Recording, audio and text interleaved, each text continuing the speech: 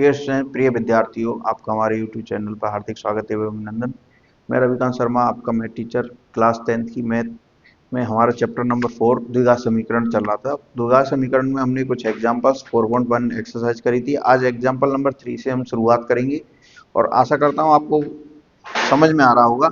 आगे नेक्स्ट आज हम एग्जाम्पल नंबर 3 से शुरुआत करते हैं। अपनी बुक निकालें, नोटबुक निकालें और मेरे साथ में शुरू करें। हम एग्जाम्पल नंबर 3 में हमने अभी तक द्विघात समीकरण है या नहीं है 4.1 एक्सरसाइज तक ये हमने सिद्ध किया था कि ये द्विघात समीकरण है। जो व्यापक रूप ax square plus b x plus c is equal to 0 के रूप का होता है वह क्या होता है? द्विघात समीकरण होता है। तो हमने अभी तक तो ये सिद्ध किया था कि ये द्विघात समीकरण है या नहीं है, यहां तक सिद्ध किया था। अब इन द्विघात समीकरण को क्या करेंगे, हम सॉल्व करेंगे कि इन द्विघात समीकरण को हल कैसे किया जाता है। जिस प्रकार से बहुपद के शून्य निकाले थे, जीरोज निकाली थी बहुपद की, उनको समीकरण में क्या कह देते हैं? मूल कह देते हैं, द्विघात समीकरण के मूल। और बहुपद में उनको क्या कहते थे? शून्य कहते थे कि बहुपद के शून्य। और जिस प्रकार से बहुपद के शून्य होते हैं उन्हीं को सेम एज इट इज शून्य को क्या कह देते हैं? द्विघात समीकरण के मूल कहा जाता है। आज हम उनके मूल निकालेंगे। द्विघात समीकरण के मूल किस प्रकार से निकालते हैं। एग्जाम्पल नंबर 3 आपको दे रखा है। एग्जाम्पल नंबर 3 में आपको दे रखा है 2x स्क्वायर माइनस के 5x प्लस के 3 इजक्वल टू 0। इस तरीके से गुणनखंड, अब इसको गुणनखंड विधि के द्वारा निकालना है। एक श्रीधराचार्य सूत्र के द्वारा भी निकाला जाता है। इसको किसके द्वारा निकालेंगे? गुणनखंड विधि के द्वारा। इसको क्या करेंगे? इसके समीकरण मूल निकालेंगे समीकरण के कि इसके मूल क्या होंगे। तो पहले सबसे पहले क्या करना है, इन दोनों का तो मल्टीप्लाई करना पड़ेगा। तो 3 का मल्टीप्लाई 2 से करेंगे तो 3 दूनी 6। अब हमको ऐसे गुणनखंड करने, फैक्टर करने 6 के गुणा करने पर तो क्या आ जाए? प्लस का 6 आ जाए। मल्टीप्लाई करने पर तो क्या आ जाए? प्लस का 6। लेकिन जोड़ने या घटाने पर क्या आ जाए? बीच वाला x का कोफिशिएंट माइनस के 5 आ जाए। अब ऐसे इसके फैक्टर करेंगे हम 6 के, तो 3 दूनी 6, 3 दूनी 6। तो मल्टीप्लाई करने पर तो क्या आ रहा है? 6 आ रहा है। पर लेकिन जोड़ने पर 3 प्लस 2 करने पर तो क्या आएगा? प्लस के 5 आएगा यहाँ। लेकिन हमको क्या चाहिए?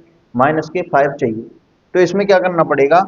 अगर मैं माइनस का 3 और माइनस का 2 ले लूँ तो दोनों को जोड़ दूंगा तो माइनस के 5 हो जाएगा। और माइनस के 3 मल्टीप्लाई माइनस के 2 करोगे तो क्या हो जाएगा? 3 दूनी 6 प्लस के 6 हो जाएगा। तो इसके जो फैक्टर लेने, माइनस के 3 और माइनस के 2 लेंगे हम। यहाँ से क्या लेंगे? माइनस के 3 और माइनस के 2। तो इस तरीके से हमने ले लिए इसके फैक्टर। इनको हम यहाँ रखेंगे। अब तो रखो इनको। तो यहाँ रखा 2x स्क्वायर, इसको टुकड़ों में बांट देते हैं। 3x माइनस के 2x प्लस के 3 इजक्वल टू 0। यहाँ तक बात समझ में आ गई। इसको इरेज कर देते हैं। अब यहाँ से कॉमन लेते हैं। कॉमन क्या आएगा? कॉमन यहाँ से आएगा x। क्या कॉमन आएगा? x। तो x कॉमन आ गया तो यहाँ क्या रह गया? 2x और माइनस के 3। यहां से क्या कॉमन आ जाएगा? माइनस के 1। माइनस के 1 कॉमन आ गया तो माइनस माइनस क्या हो गया? प्लस के 2x और माइनस प्लस माइनस, और ये क्या हो जाएगा? माइनस के 3 इजक्वल टू 0। अब यहां से इन दोनों को ले लो एक बार, x माइनस 1 और ये हो जाएगा 2x माइनस 3 इजक्वल टू 0। अब इसमें दोनों में जैसे उस प्रकार से या तो ये 0 होगा या ये 0 होगा। या तो x माइनस 1 बराबर 0 या फिर 2x माइनस 3 इजक्वल टू 0। यहां से x बराबर क्या आ गया? प्लस का 1। और यहां से क्या सॉल्व करेंगे तो 2x बराबर 3 और x बराबर 3/2।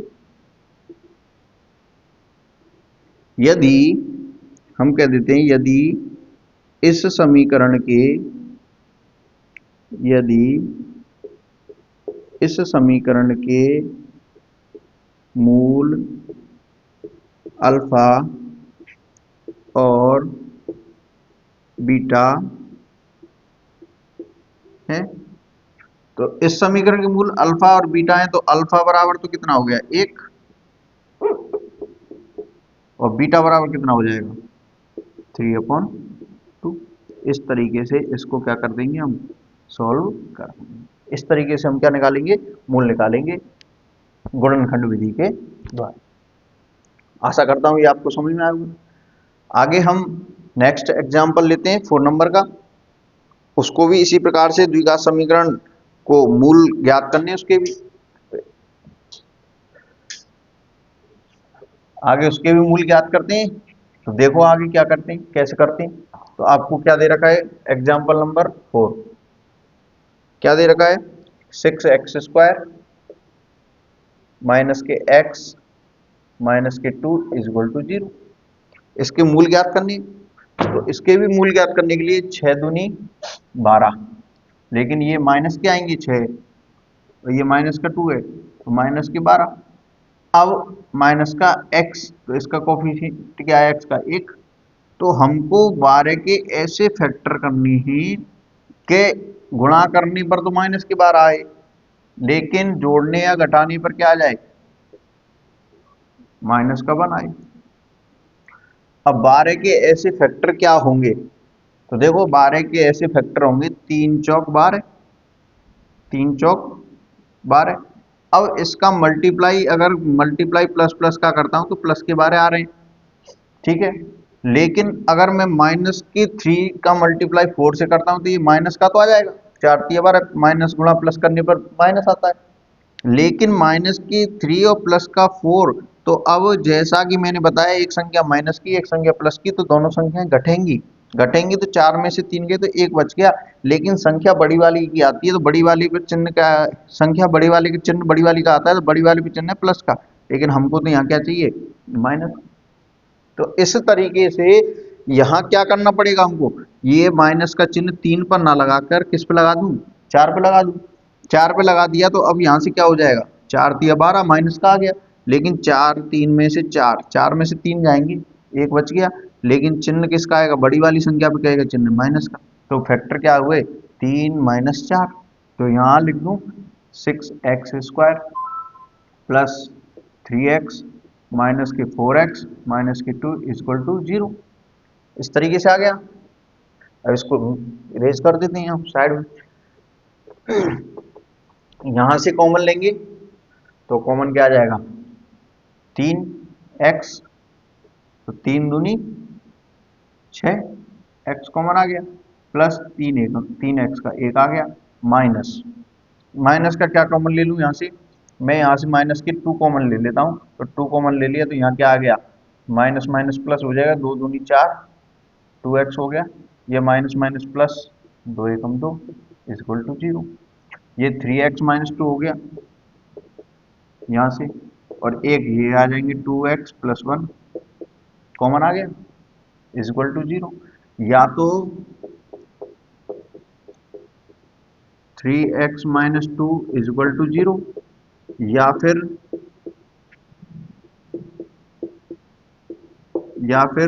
2x + 1 = 0, दोनों में से कोई सा हो जाएगा। तो यहां से इसको सॉल्व करेंगे तो 3x = 2, तो x बराबर 2/3 ये आ जाएगा। यहां से इसको सॉल्व करेंगे तो 2x = -1, तो x बराबर -1/2। यदि इस समीकरण के मूल, इस समीकरण के मूल अल्फा और बीटा हैं,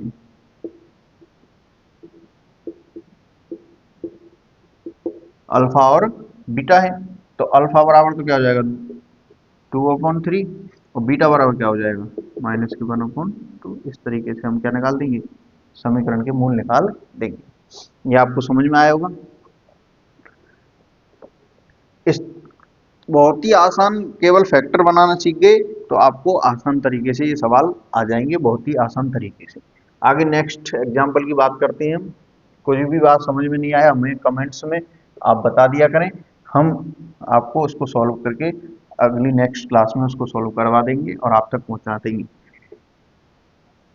आगे नेक्स्ट एग्जाम्पल आपको दे रखा है 5 नंबर का, उसको भी क्या करना है, मूल ज्ञात करने द्विघात समीकरण के।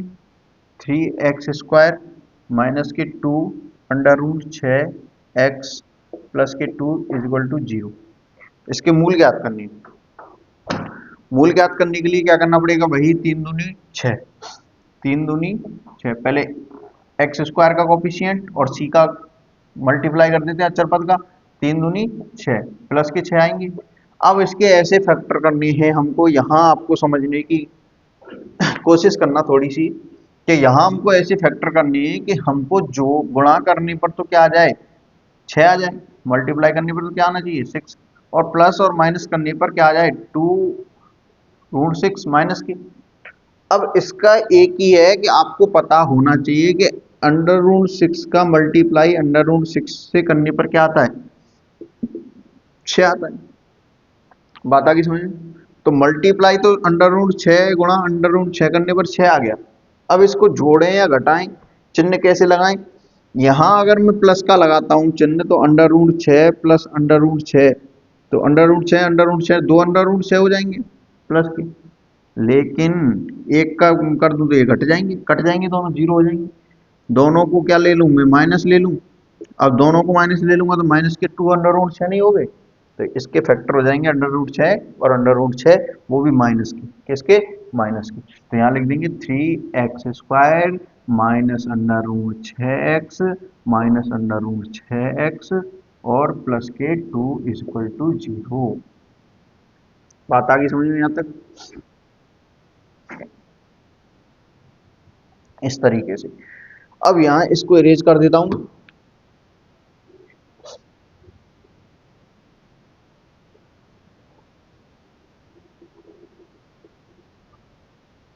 यहां से इरेज करने के बाद में आपको पता होना चाहिए कि 3x² 3x² माइनस, देखो यहां से इसको मैं इसको इस तरीके से लिख सकता हूं under root 3x multiply under root 3x, तो 3x² हो जाएगा। यहां से आपको माइनस के अंडर रूट 3 और मल्टीप्लाई अंडर रूट 2 x कर दूं, ठीक है। इसका अंडर रूट 3 यहां से आपको इस अंडर रूट 6 को मैं इस प्रकार से लिख सकता हूं, माइनस के under root 3x multiply under root 2, इसको भी इसी प्रकार से तोड़ लेंगे, under root 2 multiply under root 3x और प्लस के 2 को मैं under root 2 multiply under root 2 पे क्या आता है 2 आता है, तो इसको under root 2 multiply under root 2 कर लेते हैं।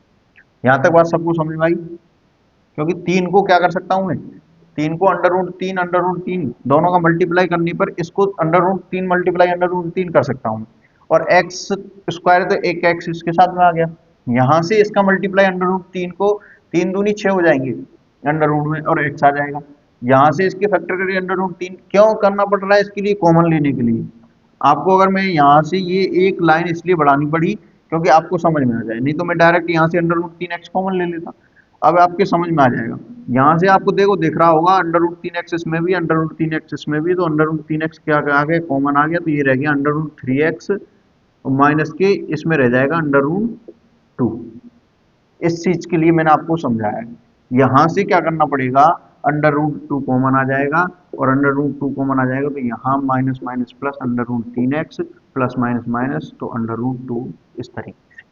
इसलिए ये लाइन इसलिए एक्स्ट्रा करिए, यहां से मैं डायरेक्ट इसको लिख देता तो आपको समझ में नहीं आता, अगर इसको मैं डायरेक्ट लिख देता। यहां से आपको क्या करना पड़ेगा, 3 के फैक्टर करने पड़ेंगे अंडर रूट 3, तो अंडर रूट 3 का मल्टीप्लाई अंडर रूट 3 से किया तो 3 आ गया, x गुणा x करेंगे तो x² हो जाएगा।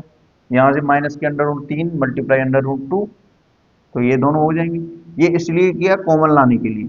यहाँ अंडर रूट 6 का फैक्टर करेंगे तो under root 2 multiply under root 3x, यहाँ 2 के करेंगे तो अंडर रूट 2 दोनों 2 हो गए। अब यहाँ से आसान हो जाएगा, अंडर रूट 3 एक्स माइनस के अंडर रूट 2 और एक हो जाएगा under root 3 x minus under root 2। अब यहाँ तो या तो क्या होना चाहिए, under root 3 x minus under root 2 बराबर 0, या फिर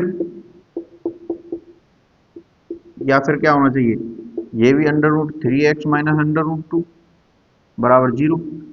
अब यहाँ से 3 एक्स अंडर रूट 2 और एक्स बराबर अंडर रूट 2 अपॉन 3, यहाँ पे भी क्या होगा, वही आंसर आएगा, एक्स बराबर अंडर रूट 2। दोनों मूल कैसे हैं, समान है। इस समीकरण के दोनों मूल क्या हैं, इस समीकरण के दोनों मूल समान हैं। इस समीकरण के दोनों मूल समान हैं। इस समीकरण के दोनों मूल क्या हैं, समान। इस तरीके से इसको थोड़ा आपको ध्यान देना पड़ेगा, इसको एक दो बार देखना कि यहां से हमको 3 दूनी 6, 6 के ऐसे फैक्टर करने पर under root 6 multiply under root 6 करने पर क्या आता है, 6 आता है। अब अंडर रूट 6 लेंगे किसमें, तो माइनस के अंडर रूट 6 और माइनस के अंडर रूट 6 दोनों को जोड़ देंगे, माइनस माइनस की संख्या जुड़ जाती है, तो माइनस के 2 अंडर रूट 6 हो जाएगा।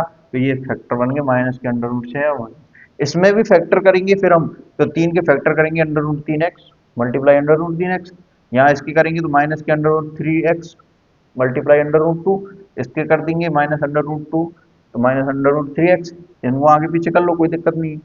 यहाँ से अगर 2 के under root 2 multiply under root 2 क्या हो जाता है, 2 हो जाता है। इस तरीके से इस फैक्टर को करना पड़ेगा, फिर आसानी से इसको सॉल्व आप कर लोगे, ऐसी कोई समस्या नहीं। केवल यहाँ फैक्टर करने में ही आपको प्रॉब्लम हो सकती है थोड़ी सी, तो उसको आप ध्यान रखना। आशा करता हूँ ये सवाल समझ में आया हो। आगे में नेक्स्ट एग्जाम्पल 6 नंबर का उसको लेते हैं, क्या कह रहा है वो।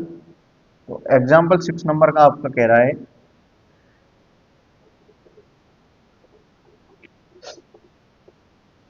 कि आपका एक अनुच्छेद 4.1 दे रखा है, जो आपको अनुच्छेद आगे आगे दे रखा है 4.1 ये रहा भूमि का। इसमें आपको एक आयताकार धर्मार्थ ट्रस्ट 300 मीटर प्रार्थना कक्ष बनाना चाहता है, प्रार्थना कक्ष। तो धर्मार्थ ये जो एक कक्ष बनाना चाहता है, इसको ये 300 कितना है, 300 मीटर स्क्वायर बनाना चाहता है इस आयताकार। अब इसमें दे रखा है कि धर्मार्थ ट्रस्ट 300 वर्ग मीटर क्षेत्रफल का प्रार्थना कक्ष बनाया जाता है, जिसकी लंबाई जो है वो चौड़ाई से 2 गुने से 1 मीटर अधिक है।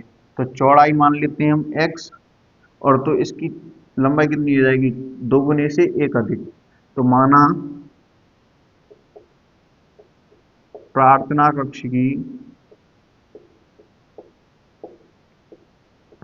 कक्ष की चौड़ाई बराबर x मीटर और लंबाई बराबर कितनी हो जाएगी, लंबाई हो जाएगी 2x + 1 मीटर। अब आपको पता है कि आयत का क्षेत्रफल क्या होता है, लंबाई गुणा चौड़ाई। तो प्रश्नानुसार इसको क्या करेंगे, पहले द्विघात समीकरण बनाएंगे और द्विघात समीकरण के बाद में इसकी लंबाई चौड़ाई को निकालेंगे। तो प्रश्नानुसार क्या करेंगे हम, प्रश्नानुसार आयत की लंबाई और चौड़ाई दे रखी है, तो दोनों का मल्टीप्लाई क्या हो जाएगा, किसके बराबर हो जाएगा, आयत का क्षेत्रफल क्या दे रखा है, 300 मीटर स्क्वायर। यहां से हम 2x स्क्वायर प्लस x और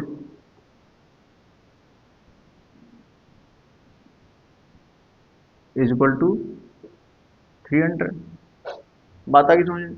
यहां से हमको 2x स्क्वायर प्लस x इधर लाएंगे तो माइनस के 300 इक्वल टू 0। ये आपका द्विघात समीकरण बन गया। अब इसके क्या करने पड़ेंगे, फैक्टर करके इसको सॉल्व करना पड़ेगा। तो इसका मल्टीप्लाई सी का और ए का मल्टीप्लाई करने पर 2 मल्टीप्लाई माइनस के 300 करने पर क्या आएगा, माइनस के 600। अब हमको इसके 600 के ऐसे फैक्टर करनी है कि मल्टीप्लाई करने पर तो माइनस के 600 आ जाए, लेकिन प्लस या माइनस करने पर क्या आ जाए, प्लस का 1 आ जाए। ठीक है, तो यहां हम 600 की फैक्टर करना मैंने सिखाया था, अभाज्य गुणनखंड करना। तो पहले 2 का भाग देंगे, 2 तिया 6, फिर 2 का देंगे, 2 एकम 2, बच गया 1, 2 पंजे 10, फिर देंगे 2 का, 2 सत्ते 14, 2 पंजे 10, 5 का फिर देंगे, 5 एकम 5, 2 बच गए, 5 तिपन 5 एकम 5, 6 7 पचम 25, फिर देंगे 5 ती 15 और 3 एकम 3। यहां से हमको ऐसा सिस्टम बनाना है, ऐसा देखना है हमको फैक्टर इसके के माइनस के मल्टीप्लाई करने पर माइनस के 600 हो जाए और जोड़ने घटाने पर प्लस के 1 हो जाए। तो आप देखो, इसमें आप 2 दूनी 4, 4 दूनी 8, 8 दूनी 16, 2 2 को एक तरफ ले लो और 2 के साथ में 3 को ले लो। तो देखो ये हो गया कितना, 2 दूनी 4, 4 दूनी 8, 2 दूनी 4, 4 दूनी 8, 8 ती 24। ठीक है, और 5 गुणा 5 करेंगे तो कितना हो जाएगा, 25। अब इन दोनों को देखो मल्टीप्लाई करने पर तो ये हमेशा ही 600 आएंगे, ऐसा आप चेक मत करना वाली, क्योंकि ये इसी से बने तो 600 ही आएगा। लेकिन अब हमको पता करना पड़ेगा 24 और 25 प्लस का 1 हो सकता है भाई, 25 में से 24 गए तो 1 बच गई। अब हमको प्लस माइनस करना पड़ेगा कि प्लस कौन सी लें माइनस कौन सी लें। अगर हमको प्लस का x चाहिए तो इसका मतलब बड़ी वाली संख्या क्या रखनी पड़ेगी, 25, और छोटी वाली संख्या माइनस रखनी पड़ेगी। तो 25 में से 24 गए तो क्या बन जाएंगी, और इनका मल्टीप्लाई क्या हो जाएगा, 600 माइनस के, भाई माइनस का एक संख्या माइनस की, तो दोनों को मल्टीप्लाई करेंगे तो माइनस के 600 आएंगे। इस तरीके से बात आ गई समझ में। तो हम लेंगे 25 और 24।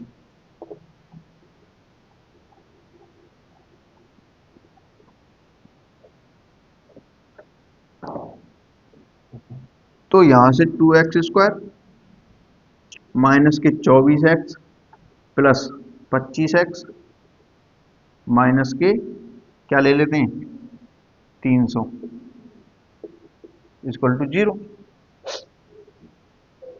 यहां से हम कॉमन लेंगे तो 2x कॉमन आ जाएगा आपका, तो यहाँ रहेगा x, 2 एकम 2, 2 दूनी 4, 12। यहां से कॉमन लेंगे हम 25, एकम 25, 5 25 दूनी 50, तो 25 कॉमन आ गया। यहां से x माइनस के 12, क्योंकि 25 का भाग देंगे इसमें, 25 दूनी 25 एकम 25, 5 बच गए, 50 बन गया, 25 दूनी 50, x माइनस 12 हो गया। या तो क्या हो सकता है, या तो यहां से अभी वो बनाएंगे, कॉमन लेंगे तो x माइनस 12 है और x माइनस 12 इक्वल टू 0, ये हो गया। या तो क्या हो जाएगा, 2x plus 25 is equal to 0, और या फिर क्या हो सकता है, x minus 12 is equal to 0।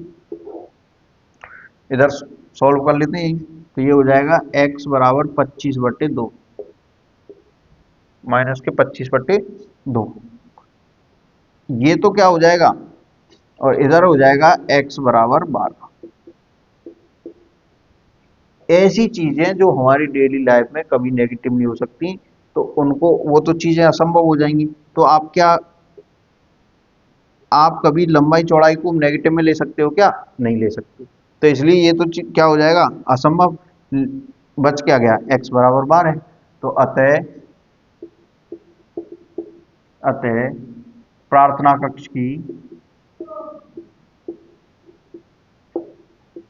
कक्ष की चौड़ाई बराबर कितनी हो जाएगी, 12, और लंबाई कितनी हो जाएगी, 2 गुना कर दो 12 का, तो 12 दूना 24 प्लस 1 कर दो, तो 12 दूना 24 प्लस 1 25 मीटर। और 12 मीटर क्या हो जाएगी चौड़ाई। इस तरीके से इस क्वेश्चन को क्या करेंगे सॉल्व करेंगे, बड़ी आसानी के साथ में हो जाएगा। आशा करता हूँ ये आपके समझ में आया होगा। तो ये एग्जाम्पल्स नंबर था 6, ये एग्जाम्पल नंबर था 6। आपको ये एग्जाम्पल नंबर 6 है जो आपको आगे अनुच्छेद दे रखा है, इसमें दे रखा था, इस अनुच्छेद के आधार पर इसको क्या करना था सॉल्व करना था। अब इन्हीं के आधार पर क्या है 4.2 प्रश्नावली आपकी, केवल आपको वही गुणनखंड विधि के द्वारा उनको सॉल्व करना है। तो एक दो सवाल मैं करवा देता हूँ, बाकी के आप होमवर्क में करना, नहीं आएंगे तो मैं अगली नेक्स्ट क्लास में उनको आपको करवा दूंगा। एक दो सवाल करवा देता हूँ। वैसे तो ये एग्जाम्पल्स जो करवाए हैं इन्हीं के आधार पर वही सारे सवाल होंगे, लेकिन फिर भी मैं एक दो सवाल आपके फर्स्ट 4.2 एक्सरसाइज के पहले सवाल को मैं करवा देता हूँ।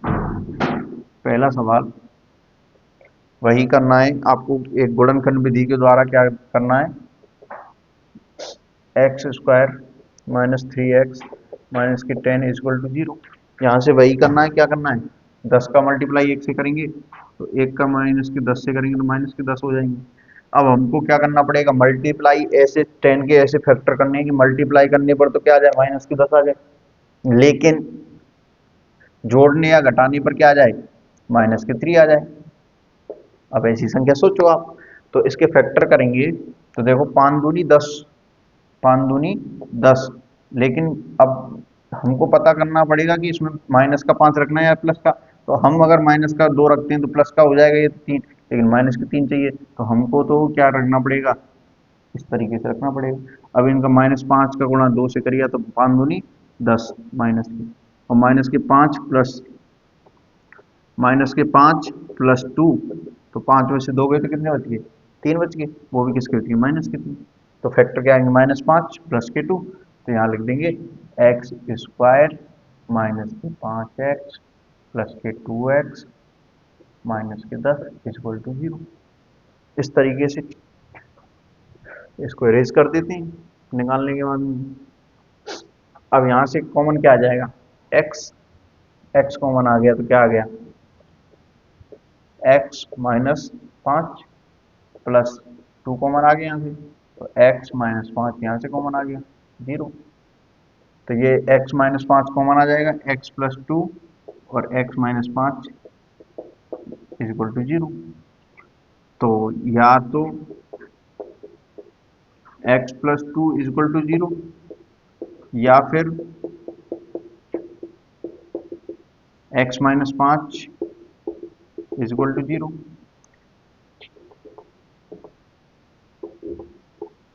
अब x बराबर क्या हो जाएगा माइनस के 2, और या x बराबर 5। यदि इस समीकरण के मूल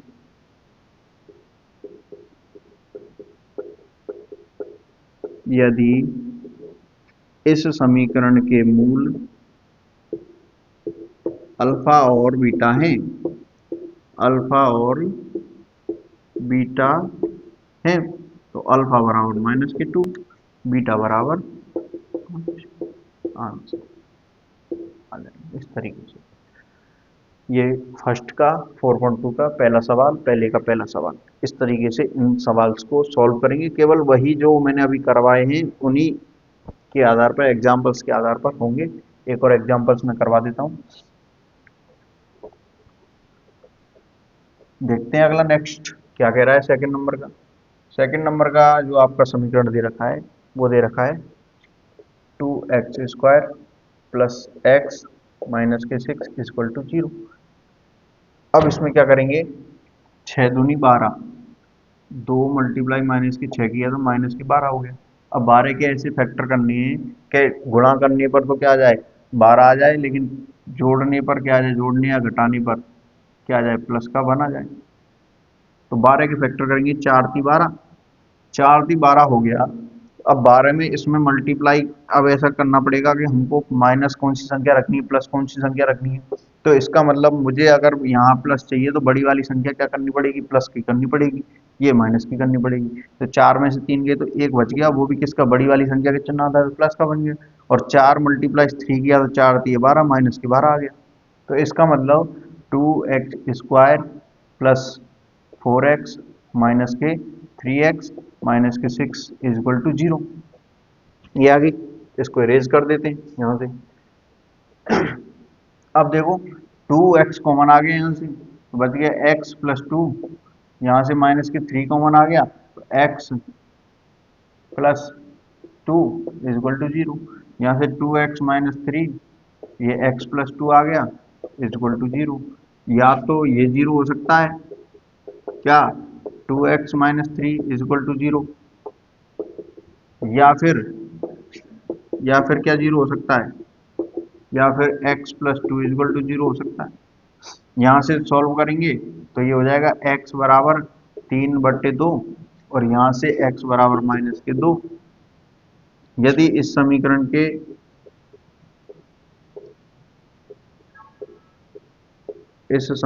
के दो मूल अल्फा और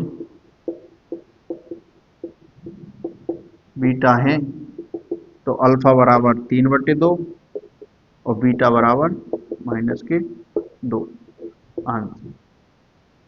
इस तरीके से इन क्वेश्चंस को हम सॉल्व करेंगे आसानी के साथ में। मैंने एग्जांपल्स करा दिया आपको मैंने ये 4.2 के पहले सवाल के 2 क्वेश्चंस भी करा दिए। आगे के क्वेश्चंस आप करने की कोशिश करना, आशा करता हूँ वो जरूर आपको आएंगे। एक बार सोचकर दिमाग लगाकर कोशिश करने की जरूर कोशिश करने की सॉल्व करने की, तो आ जाएंगे आपको। ऐसे कोई हार्ड नहीं है, केवल आपको ये फैक्टर आ गए तो उसके बाद में तो ये मूल निकालने में कोई दिक्कत नहीं है। जिस प्रकार से हमने बहुपद में शून्य निकाले थे, जीरोज निकाले थे, उसी प्रकार से ये समीकरण में क्या बन जाते हैं, जो जीरोज होती हैं, जो शून्य होते हैं, वो समीकरण में मूल बन जाते हैं। तो आशा करता हूँ आज का जो टॉपिक है वो आपको समझ में आया होगा, और उम्मीद करता हूँ पीछे की क्लासें आपकी समझ में आई होंगी। और आगे हम इसी प्रकार से कोशिश करते रहेंगे कि आपको बेसिक से लेकर और हाई लेवल तक जो हैं उनको समझाने की हम कोशिश करेंगे। कठिन से कठिन सवालों को भी कोशिश करेंगे। इसलिए आपको हमारी पढ़ाई जो समझ में आ रही हो तो इस चैनल को लाइक करें, शेयर करें और सब्सक्राइब करें। अधिक से अधिक विद्यार्थियों तक इसको पहुंचाने की कोशिश करें, जिससे उनको भी क्या हो, लाभ हो। बहुत बहुत धन्यवाद। Thank you so much. Best of luck.